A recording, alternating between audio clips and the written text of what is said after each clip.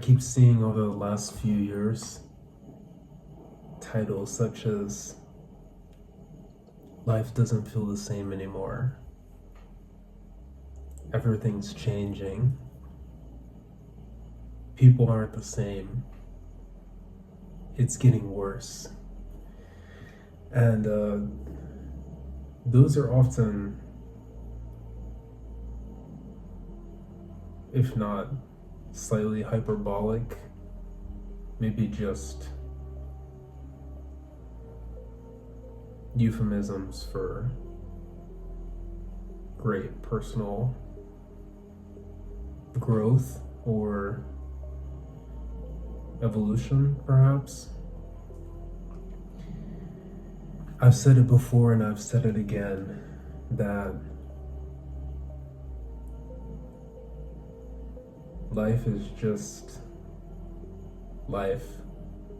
And does it get worse? Does it get better? I don't think that that's something that's even truly at the essence of it. People do what people do, and there's waves. Feelings come, feelings go. There's phases, there's eras. And certainly we've begun to understand, more about each section of life. We've been able to ascribe certain characteristics to it all to better understand where we individually find ourselves and perhaps as a whole, as a species. And sure, you can make a case, a pretty strong one at times, that, the average experience ostensibly may be moving towards a more, self-indulgent, digital, essence that may be less and less attached to the contemporary ideas of what socialization and humanity ought to be and encompass. But if you look back, every era, every time period in history, there was a period of growth. And that is something that people gloss over. I think they find themselves in these unique situations and they forget that things do naturally change. It's not up to you what the circumstances will be. It's not up to you what type of people you will encounter. And it's not up to you the entirety of, what life will bring you. So, no, I don't believe that the birds have stopped chirping or that people have gotten colder. I think people have always been a certain way. And whether that is descriptive of this particular characteristic or not, I think that's a very dynamic and fluid characterization that cannot be so easily pinned down. We can collect data, we can survey, we can, propose information that perhaps momentarily can capture the consensus, but we do have to keep in mind that overall there are a lot of unique experiences that sum to make the whole. And mine is just one speck of that, but I can say from my point of view that things don't seem so different. I still wake up and find myself a little bit lost and trying to, reorient myself. And every night I still crave a certain amount of sleep that could refresh and reset my tired body. I still encounter people. I still look for people. I still look for opportunities to connect. Sometimes I hide. Sometimes, when I'm especially excited, I will seek out certain personalities that offer more introspection and reflection. Sometimes I feel romantic. Sometimes I feel isolated. And I think what I'm trying to say is that there is a complexity there. There is a movement. There is a rhythm. There's a flow. Things come and things go. And to pin it down with this very monotone, matter-of-fact perspective, I've never been in touch with that, except for just a moment. And even then, it feels so fleeting. And people forget this. They forget how quick they are to change their minds about things. And they're so biased against the thought that they could ever be wishy-washy or indecisive or, dynamic in their own right. So we're not trapped by these points of view, and we're certainly not forced to conform to whatever this larger, recurring,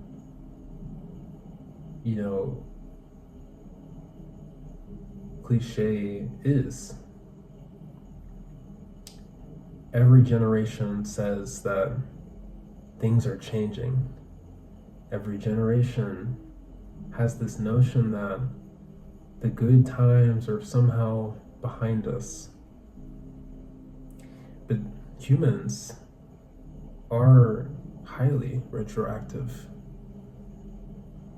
It's in our nature to ponder, to reflect, to look back.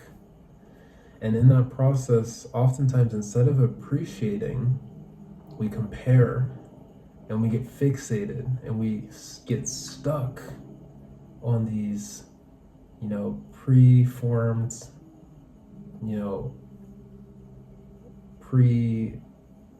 prescribed, possibilities that life can only be a certain way.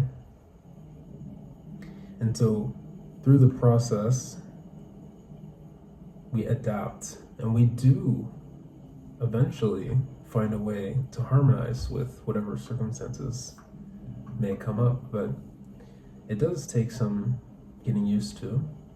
And of course, the people, our parents' generation, their parents' generation, they probably felt the same way. They felt like, damn, people are changing, this world's changing, things are moving so fast. And time after time, you just have to smile because there is that sub-layer to it where, yeah, you're right. It's not even a disagreement. It's not a point of contention. Things are changing. People are shifting. Attitudes are developing, but there's not this necessary negativity or positivity that is associated with it. It's just a matter of life that we have to endure. We have to come to terms with this, because if not, we will get left behind in some way or another. So there is this antiquation or antiquity, I think, that keeps us, in a way, aware of, the beauty and the romanticized at times idealization of how the past was versus how it now is. But we still have, to a degree,